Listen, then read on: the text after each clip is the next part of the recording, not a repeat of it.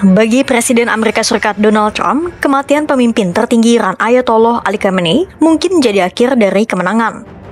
Tapi bagi Iran, hilangnya sang pemimpin tertinggi bukanlah akhir dari perlawanan mereka.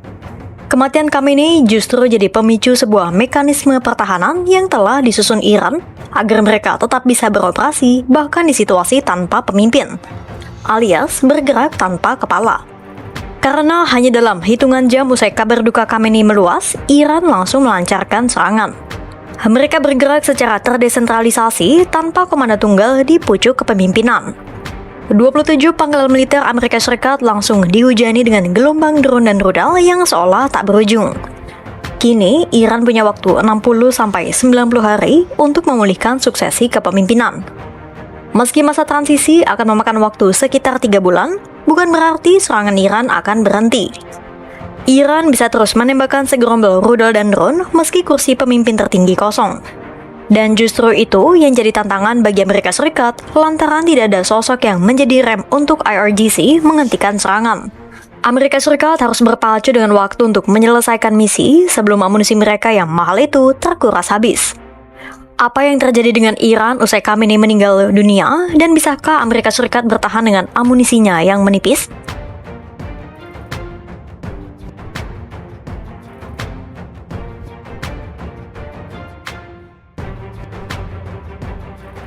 Usai Ayatollah Ali Khamenei tewas pada 28 Februari 2026, Iran dikabarkan butuh waktu 60-90 hari untuk memulihkan suksesi kepemimpinan secara tuntas.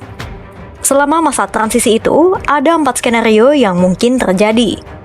Pertama, IRGC dan figur ulama akan berkonsolidasi mengisi kepemimpinan sementara. Skenario ini memiliki peluang terjadi sebesar 35%. Kedua, terjadi perebutan kekuasaan antara faksi IRGC, pemuka agama, dan komando provinsi. Peluang terjadinya skenario ini sekitar 30%. Ketiga, terjadinya kekacauan dalam negeri yang berasal dari pemberontakan rakyat anti-rezim Ayatollah. Potensinya 25%. Dan terakhir, keruntuhan total negara. Skenario ini hanya berpeluang terjadi sekitar 10%. Skenario yang paling berpeluang terjadi adalah skenario pertama, di mana IRGC dan para ulama akan langsung mengisi kekosongan kekuasaan. Artinya, negara masih bisa berjalan walau tak ada pemimpin tertinggi yang duduk di tampuk kekuasaan. Karena sejak fajar revolusi 1979 menyingsing, Republik Islam Iran tidak pernah dirancang untuk bersandar hanya pada napas satu orang. Ayatollah Ruhollah Khomeini telah menanamkan doktrin fundamental bahwa eksistensi negara jauh lebih suci daripada individu yang memimpinnya. Doktrin itulah yang menjadi alasan kenapa struktur politik di Iran kompleks dan berlapis. Dan doktrin ini juga yang kini tengah diuji usai Ayatollah Ali Khamenei meninggal dunia. Iran tidak lantas lumpuh. Iran justru beralih ke mode autopilot, sebuah mekanisme pertahanan yang memungkinkan militer Iran tetap bertaring walaupun pucuk komandonya terpenggal. Ketahanan institusional ini bukan sekadar teori. Waktu Amerika Serikat melumpuhkan bunker yang berisi jajaran petinggi IRGC pada Juni 2025 lalu, dunia mengira Iran akan jatuh dalam kekacauan. Nyatanya, sistem komando mereka tetap bertahan dan mampu menambal lubang kekuasaan hanya dalam hitungan jam. Rahasia di balik kegigihan ini adalah keberadaan protokol peluncuran terdesentralisasi, atau dikenal juga sebagai Mosaic Defense. Lewat Mosaic Defense, IRGC telah membentuk 32 unit provinsi independen sejak tahun 2000-an. Ke-32 unit itu sudah dibekali dengan rantai komando sendiri. Artinya, wewenang peluncuran rudal balistik kini ada di tangan perwira menengah di lapangan, bukan lagi menunggu otorisasi langsung dari Teheran. Inilah alasan kenapa Israel dan pangkalan Amerika Serikat di Teluk tetap dihantam rudal walaupun kursi pemimpin tertinggi kosong. Mau puluhan nama pemimpin IRGC tewas dihantam rudal, Iran tetap menunjukkan eksistensinya bisa meladeni Israel dan Amerika Serikat.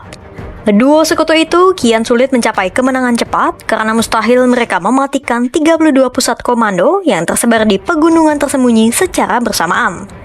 Selain itu, komando lokal Iran pun berpotensi terus menebar serangan di Selat Hormuz dengan ranjau laut atau teknik swarm attacks.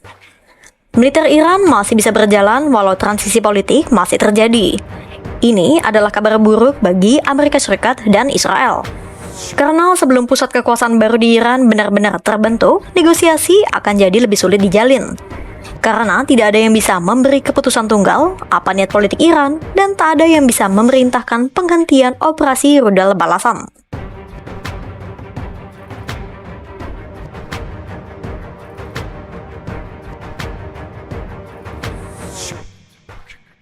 Di balik gemuruh ledakan yang menghiasi langit Timur Tengah, ada krisis sunyi yang mencekik kekuatan militer Amerika Serikat. Ya, krisis persediaan logistik dan amunisi.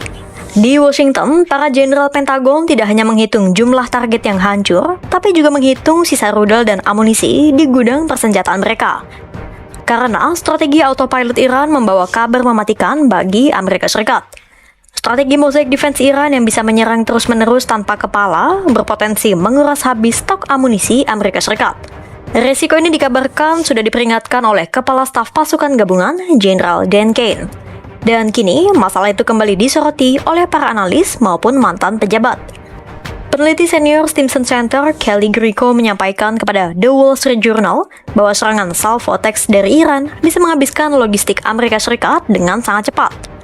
Lebih cepat daripada kemampuan Amerika Serikat mengisi ulang senjata mereka. Penurunan kemampuan pertahanan udara Amerika Serikat dan Israel ini dibuktikan dari keberhasilan drone dan rudal Iran menembus ruang udara sejumlah negara di Timur Tengah. The New York Times melaporkan drone Shahid 136 Iran telah menabrak gedung-gedung di Bahrain, Kuwait, dan Uni Emirat Arab.